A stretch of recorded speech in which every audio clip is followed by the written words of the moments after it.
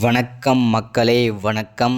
சற்று முன் கிடைத்திருக்கக்கூடிய ஒரு முக்கியமான தகவல் ஒன்றை தான் பார்க்க போகிறோம் மக்களே.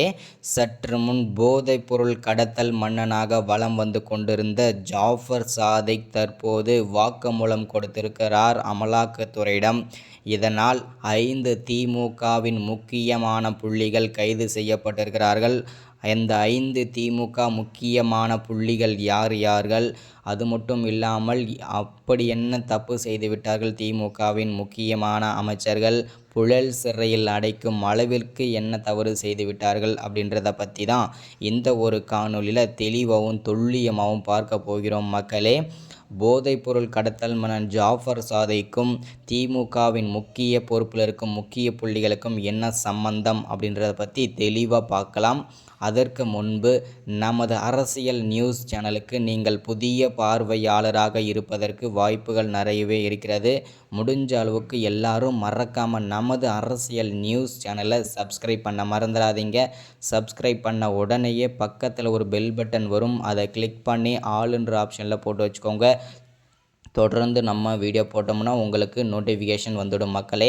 அதை பார்த்து தெரிஞ்சுக்கலாம் இன்றைக்கான அரசியல் நியூஸ் என்ன, இன்றைக்கான அரசியல் அப்டேட் என்னன்றதை தெளிவாகவும் துல்லியமாகவும் நமது அரசியல் நியூஸ் சேனலில் நீங்கள் தெரிஞ்சுக்க முடியும் மக்களே.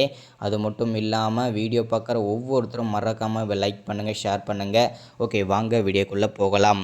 சற்று முன்பு கிடைக்கப்பெற்றிருக்கக்கூடிய ஒரு முக்கியமான பரபரப்பான தகவல் என்ன அப்படின்னு கேட்டிங்கனாக்கா, கடந்த ஏப்ரல் 19ஆம் தேதி நாடாளுமன்ற தேர்தல், மக்களவைத் தேர்தல் நடந்து முடிந்த இந்த சூழலில் வாக்கு எண்ணிக்கை இன்னும் ஒரு சில தினங்களில், ஒரு சில வாரங்களில் நடைபெறும் துவங்க இருப்பதால் இந்த சூழலில் தற்போது அமலாக்கத்துறையிடம் போதைப்பொருள் கடத்தல் மன்னனாக வலம் வந்து கொண்டிருந்த ஜாஃபர் சாதிக் வாக்குமூலம் கொடுத்திருக்கிறார். என்ன வாக்குமூலம் அப்படின்னு பார்த்தீங்கன்னாக்க, நாங்கள் யார் யார் இந்த போதைப் பொருளில் ஈடுபட்டோம், எவ்வளவு கோடி பணங்கள் நாங்கள் கைப்பற்றி சம்பாதித்தோம், வெளிநாடுகளுக்கு எவ்வளவு போதைப் பொருட்களை நாங்கள் ஏற்றுமதி செய்தோம், இதில் யார் யார் சம்பந்தப்பட்டிருக்கிறார்கள் சொல்லிட்டு அமலாக்கத்துறையிடம் அனைத்தையும் ஒப்புக்கொண்டார் ஜாஃபர் சாதிக் அவர்கள். இதனால் திமுகவின் 5 முக்கியமான புள்ளிகள் யார் யார் சிக்கியிருக்கிறார்கள் அப்படின்னு பார்த்தீங்கன்னாக்கா, அதில் முதல்ல இடம் பெற்றிருக்கிறது அமைச்சர் உதயநிதி அவர்கள்தான். அடுத்ததாக அமைச்சர் துரைமுருகன், அடுத்ததாக வந்து பார்த்திங்கனாக்கா ஏவா வேலு, அடுத்ததாக வந்து பார்த்திங்கனாக்கா அமைச்சர் வனத்துறை அமைச்சர் மற்றும் பால் வனத்துறை அமைச்சர் அப்படின்னு சொல்லிட்டு ஒரு 2 துறை அமைச்சர்கள் என்று மொத்தம் 5 அமைச்சர்கள் வந்து இந்த போதைப்பொருள் கடத்தல் வழக்கில் சிக்கியிருக்கிறார்கள். இந்த திமுகவின் 5 புள்ளிகளும் அதிரடியாக கைதும் செய்யப்படலாம். இல்லை வந்து எங்களுக்கு யாருன்னே தெரியாது அப்படின்னு கூட சொல்லலாம். என்ன நடக்க போகுதுன்றதை நம்ம பொறுத்திருந்து பார்க்கலாம் மக்களே. இந்த மாதிரி அரசியல் பற்றின அப்டேட் வேணும்னா சப்ஸ்கிரைப் பண்ணுங்கள், லைக் பண்ணுங்கள், ஷேர் பண்ணுங்கள்.